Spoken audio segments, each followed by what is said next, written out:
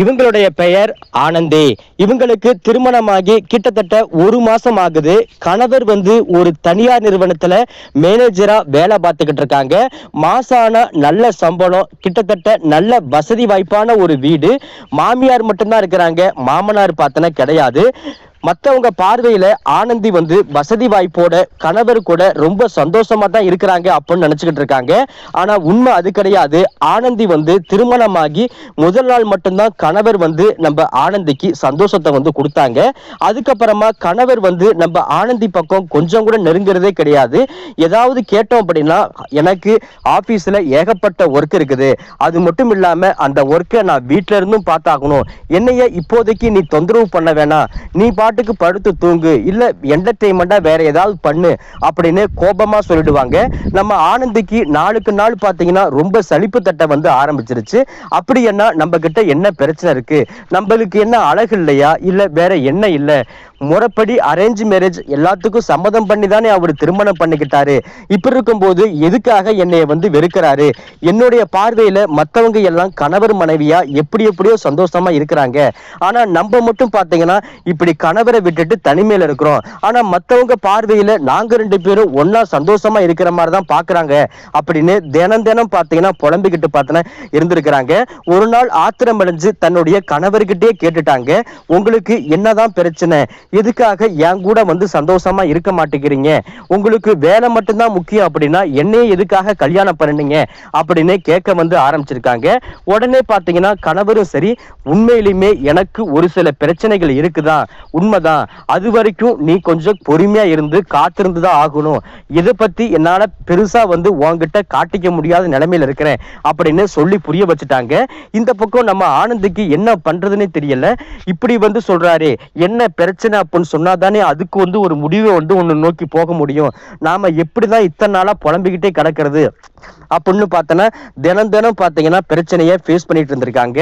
கிட்டத்தட்ட இப்படியே பாத்தீங்கன்னா 2 வருஷம் பாத்தீங்கன்னா ஓடிருச்சு. ஒரு பெண் குழந்தை பெத்தெடுக்கவும் பாத்தீங்கன்னா ஆரம்பிச்சுட்டாங்க. அதை மாமியார் நல்லபடியாவே பாத்துக்க ஆரம்பிச்சிருக்காங்க. இப்படி காலம் போய்கிட்டு இருக்கும் போதுதான் நம்ம ஆனந்தி தன்னுடைய கல்லூரியில படிச்ச சந்துருவை பார்க்க ஆரம்பிக்கிறாங்க. சந்துருவுக்கு இன்னும் திருமணம் ஆகல. இவ்வளவு நாளா ஃபாரின்ல இருந்து பாத்தீங்கன்னா இப்பதான் ஊருக்கு வந்திருக்கிறான். காலேஜ்ல நட்பு ரீதியா 2 பேருமே நல்ல பழக்க வழக்கம். அந்த நட்பு ஒரு கட்டத்துல காதலா மாறி 2 பேருமே சீரியஸான முறையில காதலிக்க 2 பேரும் விரும்ப ஆரம்பிச்சிருக்கிறாங்க. இப்படி இருக்கும் போதுதான் சந்துரு அவங்க வீட்டுல கொஞ்சம் பிரச்சனை பண்ணதுனால ஃபாரின் போயிட்டாங்க. நம்ம ஆனந்தி இந்த பக்கம் திருமணம் பண்ணிக்க வேண்டிய ஒரு நிலைமை. இப்படி இருக்கும் போது 2 பேரும் பாத்துக்க ஆரம்பிச்சிருக்காங்க. மொபைல் நம்பரையும் ஷேர் பண்ணிக்க ஆரம்பிச்சிருக்காங்க. நம்ம சந்துரு ஆனந்தி கிட்ட சொல்றதெல்லாம் என்ன அப்படின்னா, பரவாயில்ல, நீ மட்டும்தான் நல்ல ஒரு வசதி வாய்ப்போட இருக்கிற, உன்னுடைய கணவர் ரொம்ப நல்லா பாத்துக்கிறாரு போல, புது கார் வச்சிருக்கிறாரு, அது மட்டும் இல்லாம மாசான நல்ல சேலரி, மிகப்பெரிய வீடு, ரொம்ப சந்தோஷமா இருக்க போல அப்படின்னு அடிக்கடி கேட்பாங்க. நம்ம ஆனந்தியும் சரி பொறுத்து பார்த்து, சந்துரு நம்மளைய காதலிச்ச பையன்தான், நம்ம விரும்பின பையன்தான், நட்பு ரீதியா இப்போதைக்கு என்ன வேணாலும் சந்துரு கிட்ட பேசலாமே அப்படின்னு முடிவு பண்ணி நிறைய விஷயத்த சொல்ல ஆரம்பிச்சிருக்காங்க. சந்துரு, நீ நினைக்கிற மாதிரி நான் ஒன்னும் அவ்வளவு சந்தோஷமாலாம் ஒண்ணும் கிடையாது. என்னுடைய கணவர் மேனேஜரா ஒர்க் பண்ணிட்டு இருக்காரு தான், ஏகப்பட்ட வசதி வாய்ப்பு தான், நான் ஒரு இடத்துல கூட அதை நான் மறுக்க மாட்டேன். ஆனா மத்தவங்க நினைக்கிற மாதிரி நான் என்னுடைய கணவர் கூட அவ்வளவு சந்தோஷமாலாம் ஒண்ணும் கிடையாது. தினம் பிரச்சனையை ஃபேஸ் பண்ணிக்கிட்டு தான் இருக்கேன். திருமணமாகி ஒரு நாள் மட்டும்தான் என் கூட அவர் சந்தோஷமா இருந்தாங்க. இது வரைக்கும் நான் தனிமையில தான் இருக்கிறேன். அவர்கிட்ட நான் பிரச்சனை பண்ணி கேட்டுட்டேன் அப்படின்னா எனக்கு தனிப்பட்ட முறையில ஒரு சில பிரச்சனைகள் இருக்குது. அந்த பிரச்சனையை நான் சரி பண்ணி முடிச்சதுக்கு அப்புறமா நாம ஒண்ணு சேர்ந்துக்கலாம் அப்படின்னு ரொம்ப கோபத்தோட சொல்றாங்க. இப்படியே பேசி கிட்டத்தட்ட 3 வருஷத்துக்கு மேல ஆயிடுச்சு. நான் தனிமையில தான் என்னுடைய வாழ்க்கையை கழிச்சுட்டு கிடக்கிறேன் அப்படின்னு புலம்ப ஆரம்பிச்சிருக்காங்க. நம்ம சந்துருவும் சரி இதை ரொம்ப வியப்பா கேட்க ஆரம்பிக்கிறாங்க. பரவாயில்ல ஆனந்தி, உன்னுடைய நல்ல மனசுக்கு கண்டிப்பா நல்லதா தான் பார்த்தனா நடக்கும், நீ ஒன்னும் கவலைப்படாத. அவருக்கு உண்மையிலுமே ஏதோ ஒரு தனிப்பட்ட பிரச்சனை இருக்கலாம். ஏன்னா நீ பார்க்க அவ்வளவு அழகா இருக்கிற, உன்னைய பிடிக்காம எந்த ஒரு ஆணுக்கும் இருக்காது. அப்படின்னா உன் கணவர் ஏதோ ஒரு பிரச்சனையில இருக்கலாம். அது மெடிக்கல் ரீதியான ஒரு பிரச்சனையா இருக்கலாம், இல்ல ஆபீஸ்ல பிரச்சனையா இருக்கலாம். கண்டிப்பா அந்த பிரச்சனையெல்லாம் ஒரு நாள் பார்த்தனா சரி பண்ணி பண்ணிக்கிட்டு உன் கூட வந்து ஒன்று சேர்ந்து வாழ்வாரு அப்படின்னு ஆறுதலா பேச வந்து ஆரம்பிச்சிருக்காங்க. அப்படி ஆறுதலா பேசுறது நம்ம ஆனந்திக்கு ரொம்ப ஒரு உற்சாகமாகவே இருக்க வந்து ஆரம்பிச்சிருக்கு. கணவரும் சரி ஆபீஸ் வேலை முடிஞ்சு எப்பயாவது ஒரு கடத்த தான் வீட்டுக்கு வருவாங்க. அப்படி வீட்டுக்கு வரதும் பார்த்தீங்கன்னா நாளுக்கு நாள் குறைய வந்து ஆரம்பிச்சிருச்சு. வாரத்துல ஒரு நாள் தான் வருவாரு. மற்றதெல்லாம் பார்த்தீங்கன்னா ஆபீஸ்லயே அங்க இருக்கிற ரூம்லயே பார்த்தனா தங்கிக்குவாங்க. இதனால ஆனந்தி தனிமையில ரொம்ப புலம்ப வந்து ஆரம்பிச்சிருக்காங்க. இப்படி இருக்கும்போது சந்துரு வந்து பாத்தீங்கன்னா நல்லபடியா பேசுனதுனால சந்துரு கிட்ட நல்லா நெருங்கி பேசி பழக வந்து ஆரம்பிச்சிருக்காங்க. நம்ம சந்துருவுக்கு ஏற்கனவே திருமணம் ஆகல. அது மட்டும் இல்லாம ஏற்கனவே கல்லூரி படிக்கும் போது ரொம்பவே பார்த்தேன்னா விரும்ப வந்து ஆரம்பிச்ச நந்தினி, அப்பேற்பட்ட பொண்ணே நம்ம கிட்ட வந்து பேசுறாங்க. அவங்க அவ்வளவு அழகா இருக்கிறாங்க, அவங்க ஒரு வேதனையில இருக்கிறாங்க, நம்ம பேசினா கொஞ்சம் ஆறுதல் கிடைக்கும் அப்படிங்கிற எண்ணத்துல சந்துரு பேசும்போது ரெண்டு பேருமே மறுபடியும் பார்த்தீங்கன்னா விரும்ப வந்து ஆரம்பிச்சிருக்கிறாங்க. நம்ம ஆனந்திக்கு அது வந்து ரொம்ப ஒரு சந்தோஷத்தை கொடுக்க வந்து ஆரம்பிச்சிருச்சு. மன ரீதியா அதிகமான சந்தோஷத்தை கொடுக்க ஆரம்பிச்சிருச்சு. கணவர் பண்ற டார்ச்சரை மறந்துகிட்டு இந்த பக்கம் நம்ம சந்துரு கிட்ட நல்லா நெருங்கி பேசி பழக வந்து ஆரம்பிச்சிருக்காங்க. சந்துருவும் சரி எந்த ஒரு குறையும் விட்டு வைக்காம நம்ம ஆனந்த் கிட்ட நல்லா பேச வந்து ஆரம்பிச்சிருக்காங்க.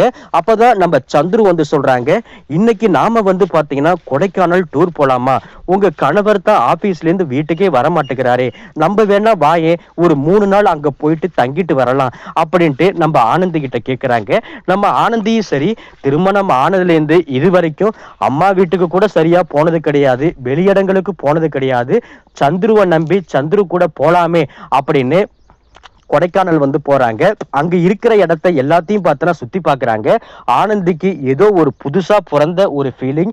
பரவாயில்ல, இந்த அளவுக்கு நம்ம சந்துரு வந்து நம்மளை நல்லா பாத்துக்கிறானே, இவன் கூட இருக்கிறது நம்மளுக்கு ரொம்ப சந்தோஷத்தையும் உற்சாகத்தையும் கொடுக்குது அப்படிங்கிறத மன ரீதியா உணர வந்து ஆரம்பிச்சிருக்காங்க. வெளியிடங்களுக்கு சுத்தி பார்க்கறது, ரெஸ்டாரண்ட்ல உட்காந்து சாப்பிடுறது, இது எல்லாமே ஆனந்திக்கு ரொம்ப ரொம்ப பிடிச்சு போச்சு. அதுக்கப்புறமா நம்ம சந்துருவே கேக்குறாங்க, நாம 2 பேரும் ஒரே ரூம் தங்கிக்கலாமா அப்படின்னு வந்து கேக்குறாங்க. நம்ம ஆனந்தி பெருசா எதுவும் பேசல, தாராளமா தங்கிக்கலாம், எதுக்கு தேவையில்லாத டபுள் ரூம் பார்த்தனா செலவு அப்படின்னு முடிவு பண்ண ஆரம்பிச்சிருக்காங்க. இதனால ஒரே ரூம்ல தங்க வந்து ஆரம்பிச்சிருக்காங்க. மறுபடியும் ஹோட்டல்ல சாப்பாடு ஆர்டர் பண்ணி நீட்டா 2 பேரும் சாப்பிடுறாங்க.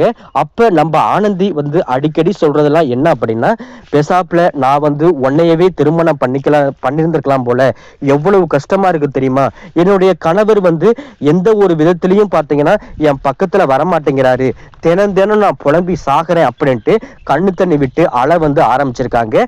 நம்ம சந்துருவும் சரி கண்ணீரை பார்த்தனா தொடச்சிட்டு, நீ ஒன்னும் கவலைப்படாத, கொஞ்சம் நாளு போனா சரியாயிடும் அப்படின்னு ஆறுதல் சொல்ல ஆரம்பிக்கிறாங்க. அதுக்கப்புறமா நம்ம ஆனந்தி ஆசைப்பட்டது மாதிரி நம்ம சந்துரு பக்கத்துல போய் படுக்கிறாங்க. அவங்கக்குள்ளார 2 பேத்துக்கும் பாத்தீங்கன்னா அந்த சந்தோஷம் நடக்க வந்து ஆரம்பிக்குது. ஆனந்திக்கு கொஞ்சம் கூட குற்ற உணர்ச்சி அப்படிங்கிறது இல்லை, நம்ம சந்துருவுக்கும் சரி எந்த ஒரு குற்ற உணர்ச்சியும் பார்த்தனா இல்லை. மறுபடியும் பாத்தீங்கன்னா எப்படியோ இருக்க வந்து ஆரம்பிக்கிறாங்க. இதுக்கப்புறமா பாத்தீங்கன்னா ஊருக்கு வந்ததுக்கு அப்புறமா அடிக்கடி ஆனந்தி கிட்ட பேசுறது, அதுக்கப்புறம் வீடியோ கால்ல பேசுறது, இதே மாதிரி வழக்கமா வச்சுக்கிட்டு இருந்திருக்காங்க. மறுபடியும் ஹோட்டல்ல ரூம் புக் பண்ணி 2 பேருமே தனிமையில சந்திக்க வந்து ஆரம்பிச்சிருக்கிறாங்க. இதெல்லாம் எதுவுமே பாத்தீங்கன்னா கணவருக்கு தெரியாது. ஒரு நாள் பாத்தீங்கன்னா தன்னுடைய மகள் வந்து பாத்தீங்கன்னா நம்ம ஆனந்தியை பார்த்து கேக்குறாங்க, என்னம்மா இன்னைக்கு நீ ரொம்ப சந்தோஷமா இருக்கிற மாதிரி இருக்குது, எப்பொழுதும் அழுதுகிட்டு இருப்ப, இப்பெல்லாம் நீங்க சந்தோஷமா இருக்கிற மாதிரி இருக்குது அப்படின்னு கேக்குறாங்க. நம்ம ஆனந்திக்கு தன்னை அறியாம கண்ணு தண்ணி வர வந்து ஆரம்பிக்குது. கணவர் சரியா இருந்தா நான் ஏன் இப்படி எல்லாம் பண்றேன் அப்படின்னு மனசுக்குள்ளார ஏகப்பட்ட போராட்டம். நம்ம மகளுக்கிட்ட எதையும் காட்டிக்காம கட்டி அணிச்சு அழ வந்து ஆரம்பிக்கிறாங்க. அதுக்கப்புறமா அடுத்த ஒரு வாரத்திலேயே கணவர் வந்து ஃபாரினுக்கு போயிட்டு வந்த கணவர் வந்து வீட்டுக்கு வர வந்து ஆரம்பிக்கிறாங்க. அப்பதான் ஆனந்தியை பார்த்து சொல்றாங்க, ஆனந்தி, எவ்வளவு நாளா நான் வந்து உனக்கு நான் பிரச்சனை மேல பிரச்சனை கொடுத்துக்கிட்டு இருந்தேன், வேற ஒரு பொண்ணா இருந்தாங்க அப்படின்னா கண்டிப்பா என்னைய விட்டுட்டு போயிருப்பாங்க. நான் இப்போதைக்கு பாத்தீங்கன்னா பர்ஃபெக்டா இருக்கிறேன். ஆபீஸ்ல எனக்கு ஏகப்பட்ட பிரச்சனை, அது மட்டும் இல்லாம எனக்கு உடல் ரீதியா ஏகப்பட்ட பிரச்சனை, அதையெல்லாம் ஃபாரினுக்கு போய் நான் டோட்டலா சரி பண்ணிட்டு நான் வந்து வந்துட்டேன். இப்போதைக்கு முழுசா உன்னுடைய உன்னுடைய கணவரா நான் வந்து பக்கத்துல நிக்கிறேன். இதுக்கப்புறமா நாம வந்து சந்தோஷமான ஒரு வாழ்க்கையை உனக்கு எந்த ஒரு குறையும் விட்டு வைக்காம நான் வந்து கொடுக்கிறேன் அப்படின்னு ஆறுதல் சொல்றாங்க. ஆனந்தியும் சரி சந்தோஷப்பட்டு கணவர் கூட சந்தோஷமா வாழ வந்து ஆரம்பிக்கிறாங்க. என்னதான் சந்துரு வந்து நடுப்புற பார்த்தேன்னா வந்தாலும் பார்த்தீங்கன்னா சந்துருவை குறை சொல்ல முடியாது. ஏன்னா சந்துரு காட்டின அன்பு பாசம் எல்லாமே உண்மைதான். சந்துரு வந்து தேடி வராங்களோ இல்லையோ ஆனந்தி தான் அதிகமா பார்த்தீங்கன்னா சந்துருவை தேடி போயிருக்கிறாங்க. இருந்திருந்தாலும் பார்த்தீங்கன்னா சந்துருவை தனிப்பட்ட முறையில ஒரே ஒரு நாள் சந்திச்சுட்டு இதுக்கப்புறமா உங்களுடைய வேலையை நீங்க பார்த்துக்கங்க, என்னுடைய கணவர் இதுக்கப்புறமா நல்லா கவனிச்சுக்கிறாரு, எங்களுக்குள்ளார இதுக்கப்புறம் எந்த ஒரு பிரச்சனையும் கிடையாது, நான் தான் உங்களுடைய வாழ்க்கையில நுழைஞ்சு ஏகப்பட்ட பிரச்சனையை கொடுத்துட்டேன், உனக்குன்னு ஒரு நல்ல பொண்ணா அமையும், அந்த பொண்ணை திருமணம் பண்ணிக்கிட்டு சந்தோஷமா வாழ ஆரம்பி அப்படின்னு சந்துரு கிட்ட வந்து சொல்றாங்க. சந்துருவும் சரி இருக்கிற நிலைமையை கரெக்டா புரிஞ்சுக்கிட்டு இதுக்கப்புறமா நம்ம வந்து ஆனந்தி வாழ்க்கையில நுழையிறது ரொம்ப அநாகரிகமானது, ஏதோ ஒரு சூழ்நிலையில ஏதோ ஒண்ணு பண்ணிட்டோம், அவங்களுக்கு ஒரு குழந்தை இருக்கிறாங்க, நல்ல வசதியான கணவர் இருக்காங்க, உடல்நிலையில பிரச்சனை, அதனால நம்ம பக்கம் வந்துட்டா, இதுக்கப்புறமா அவ வந்து சந்தோஷமா வாழ்ந்தா போதுமே அப்படிங்கிற எண்ணத்துல சந்துருவும் பாத்தீங்கன்னா அப்படியே விட்டுட்டு ஃபாரினுக்கு போயிட்டு திருமணம் பண்ணி அங்க ஒரு பொண்ணு கூட திருமணம் பண்ணி சந்தோஷமான ஒரு வாழ்க்கையை வாழ வந்து ஆரம்பிக்கிறாங்க. இந்த பக்கம் வந்து பாத்தீங்கன்னா நம்ம ஆனந்தியும் சரி எந்த ஒரு நம்ம சந்துரு சம்பந்தப்பட்ட உண்மையை சந்துரு சம்பந்தப்பட்ட ஒரு வாழ்க்கையை கடைசி வரைக்கும் பார்த்தீங்கன்னா கணவன்கிட்ட காட்டிக்கல. இதை நம்ம காட்டிக்கிட்டோம் அப்படின்னா வீட்டுல மிகப்பெரிய பிரச்சனை வரும் அப்படிங்கிற எண்ணத்துல காட்டிக்கல.